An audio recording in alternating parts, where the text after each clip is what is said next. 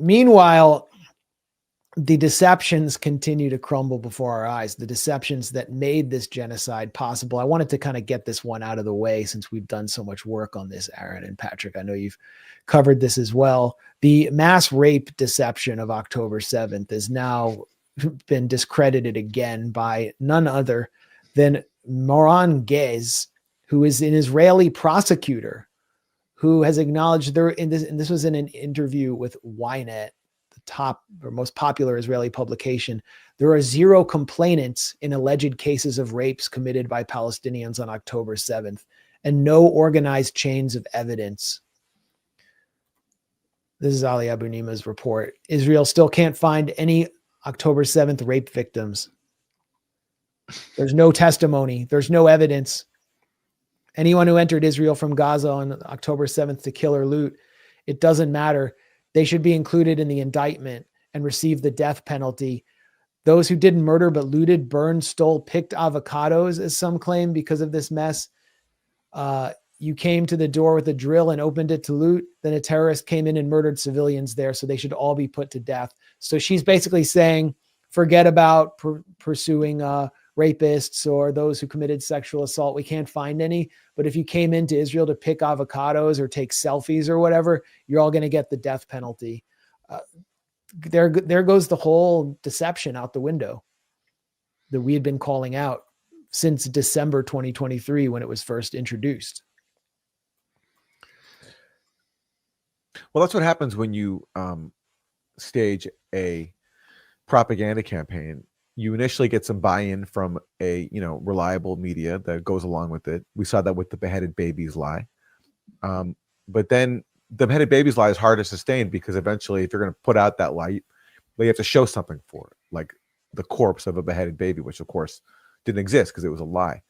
In this case, it's a lot easier to claim that there was this like campaign of mass rape by Hamas because you can hide behind the fact that rape victims are not going to be wanting to come forward and talk about it. And also, as they claimed, a lot of the victims were killed. But then the problem with that is eventually it had to come out that there was no forensic evidence for any of this. No autopsy showed any evidence of such rape. There was no video footage.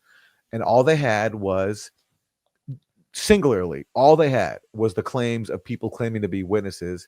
But if you subjected all those claims to a moment's scrutiny as we did, they all just were lying. It didn't help them that some of their so-called witnesses were people from groups like Zaka, which helped spread the original beheaded babies lie and other acts of atrocity propaganda.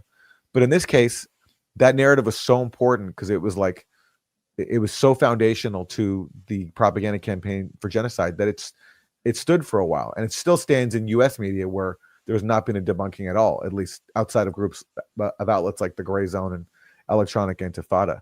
But eventually, stuff like this has to happen. It's just, but what? We're more than a year now since they started putting. I remember it was about a year ago, Max, that we were deep in this, challenging that New York Times story that came out just about a year ago. But of course, it's long after the damage has been done. So now they can kind of just say, it didn't. We don't have any evidence, but it did the thing. Yeah. We slipped it into every speech and every talking point Kamala Harris made on the campaign about October 7th, as well as Donald Trump's people. I mean, it's just, we successfully implicated Palestinians as rapists who need to be caged forever. Yeah. Tony Blinken repeated it again and again and again. And now they just admit game over. But they're going to keep pushing it. What they won't do, though, is allow Pramila Patten, UN special rapporteur on sexual violence, to go to Israel and investigate the rape gangs in the Israeli military that were carrying out rapes on camera in the Sde Teman concentration camp against Palestinians, including Palestinian medical professionals, political prisoners, innocent people. You never will hear about this in U.S. media. There were pro-rape riots across Israel. Yeah. Where's Tommy Robinson? He's part of those riots. Mobs protesting for the right to rape, if you can believe that.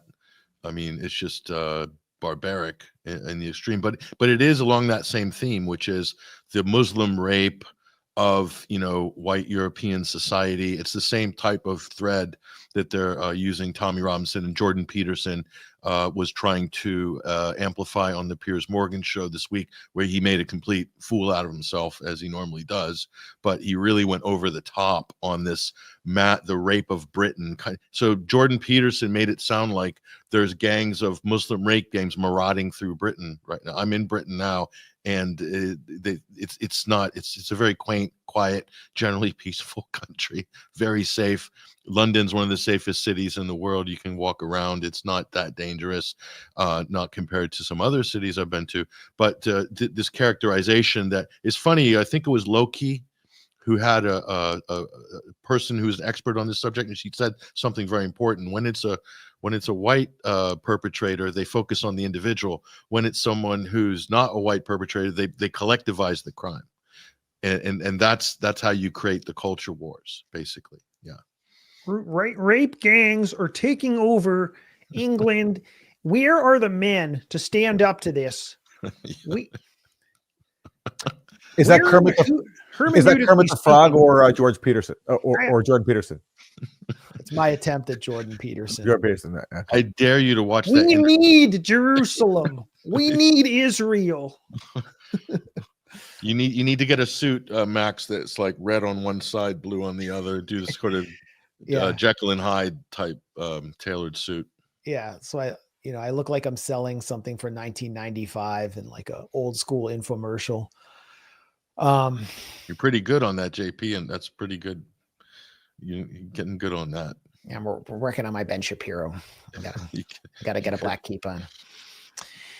We're gonna make Canada a 50-verse statement. We're gonna take Elon Musk to Auschwitz. I got to work on my Ben Shapiro, but yeah. So again, vindicated with no recognition.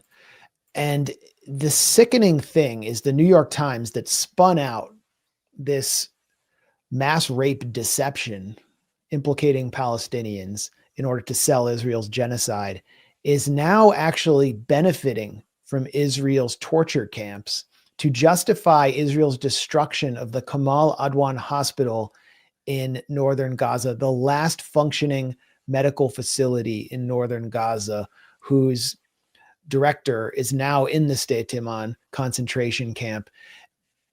Why was Israel just burning this hospital, arresting all the medical patients, forcing patients out? Well, the New York Times wants you to hear Israel's side of the story. And it's that in Israeli video, detainee says Hamas operates out of Gaza hospital. There's the medical director who has been detained for trying to save lives, but also for maintaining steadfastness as Israel seeks to remove all centers for life in northern Gaza, because the real agenda is to ethnically cleanse and annex northern Gaza and place settlers there. It's not about stopping Hamas. How do they know that this, how can we trust what this detainee says? The military released footage of what it said was an interrogation of one of more than 240 militants it had arrested, saying it backed up Israel's allegations that Hamas and other armed groups deliberately embed themselves in hospitals in violation of international law. They're human shields. The New York Times wasn't able to independently verify the claims or determine the circumstances.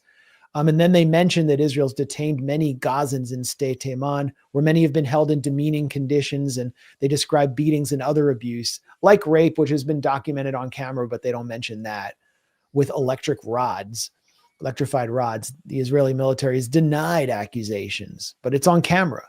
So basically, a detainee from this hospital was tortured into a coerced confession, and now it's a New York Times headline. This is a violation of the Geneva Conventions and any standard of journalistic ethics to rely on confessions that were coerced through obvious torture. And the New York Times does it anyway because they're so desperate to prove Israel's side of the story to justify its destruction of a hospital. Would they have done this with a Ukrainian hospital destroyed by Russia? I mean, come on. I mean, if they're going to cover the story, what the headline should be something like, Palestinian prisoner makes claim in Israeli prison known for torture. That's the actual story is they're putting out claims that serve their propaganda narratives, in detention, which is in conditions which are everyone knows are are basically prone to torture. I mean, that's what Israel does. Everyone knows that. So basically, what the Times is doing is putting out an Israeli press release, and then of course, at the bottom they bury that they couldn't independently verify the claims, and it's known that they are subjected to demeaning conditions. But by the way, they don't even use the word torture for obvious reasons. Is because once you say it outright, then it just invalidates the entire article, which they can't do. They were demeaned, but that's okay. Yeah. Maybe Didn't Grayzone, didn't you report on the father and the son that created that rape story and it ended up falling apart? I think Grayzone did it. I mean, we had to. Israel created the rape story and then forced a father and son to repeat it under torture. Yeah, under duress. Basically. Yes, of course. Yeah. We methodically picked it apart just to show that there was no possible way, based on all thousands of hours of footage available from October 7th, that it could have been possible. There was no forensic evidence.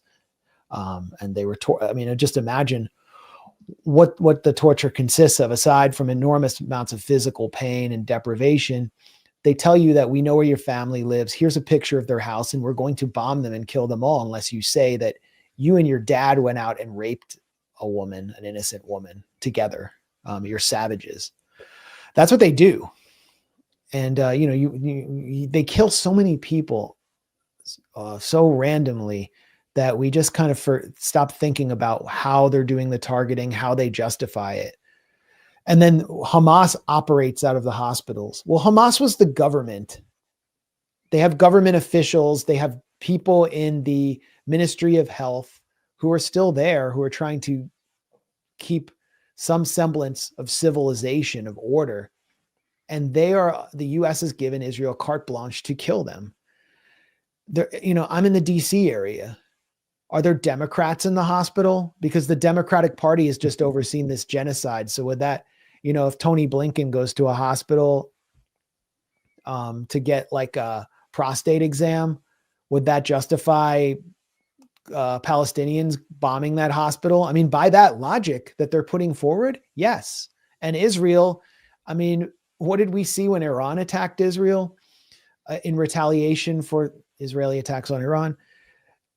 Jim Sciutto, former State Department official who's now a CNN reporter, goes on air and says that the Mossad headquarters is honeycombed among Israeli civilians, and Iran has attacked it to try to claim that Iran was harming civilians. Well, what do they? Who are those civilians now? Human shields? No, the only time Palestinians can be human is if they're human shields, according to the U.S. media.